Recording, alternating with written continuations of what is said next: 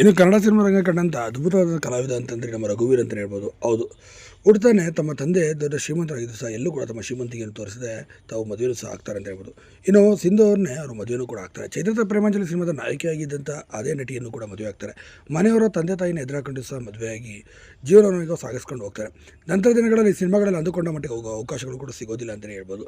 ದೊಡ್ಡ ಮಟ್ಟಿಗೆ ಅವಕಾಶ ಸಿಗುತ್ತೆ ಅಂತ ಸಾಕಷ್ಟು ಕನಸುಗಳನ್ನು ಇಟ್ಕೊಂಡಿದ್ದಂಥ ಇವರಿಗೆ ತದನಂತರ ದಿನಗಳಲ್ಲಿ ಅವಕಾಶಗಳು ಕೂಡ ಸಿಗೋದಿಲ್ಲ. ಇನ್ನು ಇವ್ರ ಮಗಳು ಯಾರು ಏನು ಎಂಬುದು ಎಷ್ಟೋ ಜನಕ್ಕೆ ಸಹ ಗೊತ್ತೇ ಇಲ್ಲ. ಸೊ ಅವ್ರ ಮಗಳು ಯಾರು ಏನು ಎಂಬುದು ಸಂಪೂರ್ಣವಾಗಿ ನಾನು ನಿಮಗೆ ತೋರಿಸೋಂಥ ಪ್ರಯತ್ನ ಪಡ್ತೀನಿ ಸ್ನೇಹಿತರೆ.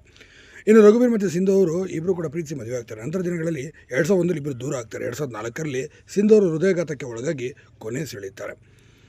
ಇನ್ನು ರಘುವೀರ್ ಅವರು ಸಹ 2019ರಲ್ಲಿ ಕೊನೆ ಸೆಳೆಯುತ್ತಾರೆ ಹೃದಯಘಾತಕ್ಕೆ ಒಳಗಾಗಿ.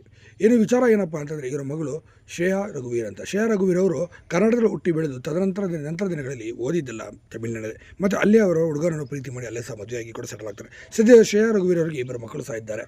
ಇನ್ನು ಇವರು ಭಾಳ ಅತಿ ದೊಡ್ಡ ಮಟ್ಟಿಗೆ ಹೆಸರು ಕೂಡ ಮಾಡಿದಂಥ ಅತಿ ದೊಡ್ಡ ಕಲಾವಿದರು ಅಂತ ಕೂಡ ಹೇಳ್ಬೋದು. ಏನೇ ಇಲ್ಲಿ ನಟಿ ಶ್ರೇಯಾ ರಘುವೀರ್ ಅವರು ಈಗ ತಮಿಳ್ನಾಡಿನಲ್ಲಿ ವಾಸವಿದ್ದಾರೆ.